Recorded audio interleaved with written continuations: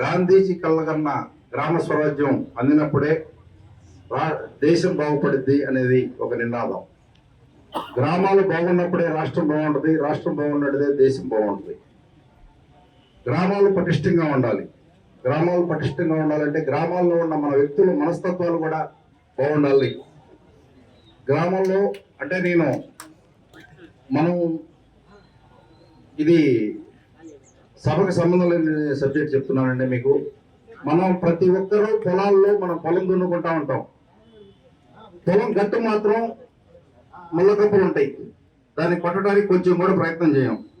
అట్లానే రోడ్డు పక్కన ఎవరికి వారు మన పొలాలు గట్లు కూడా బాగు చేసుకొని ఆ పొలం పక్కన గట్టు పక్కన ఉన్న రోడ్డు కూడా బాగు చేసుకుంటే ఎప్పుడు నీట్గా ఉంటుంది అనేది మా ఉద్దేశం అండి. అది దయచేసి అందరూ పాటించండి. ఎందుకంటే గవర్నమెంట్ అన్నీ చేయాలంటే చేయలేదు. ఎలక్షన్ల ముందు మేము 8 సంవత్సరాల్లో ఆర్థిక విధ్వంసం జరిగింది. ఒక సైకో జగన్ ఆర్థిక విధ్వంసం చేసి ఫైళ్లు కూడా ఎంతో అనుభవం ఉన్న మన ముఖ్యమంత్రి గారికి కూడా అర్థం కాని స్థితిలో ఉన్నాయి, ఆ పరిస్థితిలో ఉన్నాయి ఫైల్స్. అందువల్ల ఎలక్షన్ల ముందు మేము ఏదో చెప్తాం లేదా ఉండాలా లేదా, అందువల్ల టైం పట్టిద్ది. మేము చెప్పినవన్నీ చేయడానికి టైం బట్టి చేయకుండా ఉన్నాం, చేస్తాం. కొంచెం టైం పట్టిద్ది, వెయిట్ చేయండి.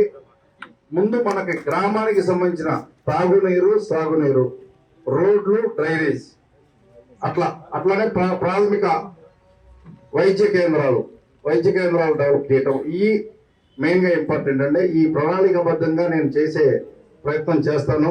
మీరు కూడా ఎవరికి వారు, ఎవరి పొలం పక్కన వారు, ఎవరి ఇంటి పక్కన వారు బాగు చేసుకోవడానికి ప్రయత్నం చేయండి. ఎందుకంటే ప్రభుత్వమే మొత్తం ఖర్చు పెట్టాలంటే చాలా ఖర్చు అవుతుంది. మనం ఇప్పుడు పొలం బాగు చేసుకోవడానికి మనకు 1000 రూపాయలు అయితే గట్టు బాగు చేయడానికి 100 రూపాయలు అయితే, ఉదాహరణ చెప్తున్నా. ఆ 100 రూపాయలు పెట్టడం మనకు పెద్ద కష్టం కాదు, చేయొచ్చు కదా, చేస్తే మంచిది. అట్లానే గ్రామాల్లో క్రైమ్ పెరిగిపోతుంది.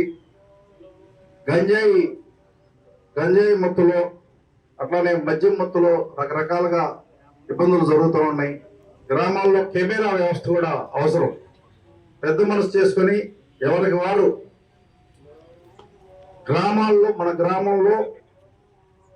మన గ్రామానికి సంబంధించిన వాళ్ళు విదేశాల్లో సెటిల్ అయిన వాళ్ళు కానీ, అట్లానే పక్క రాష్ట్రాల్లో ఆర్థికంగా సెటిల్ అయిన వారిని కానీ గుర్తించి వారి సహాయంతో ఈ కెమెరా వ్యవస్థని కానీ ఇంకోటి కానీ ఏర్పాటు చేసుకుంటే మంచిదని ఈ సందర్భంగా నేను సర్పంచ్ గారికి, రాజు గారికి సూచిస్తున్నానండి.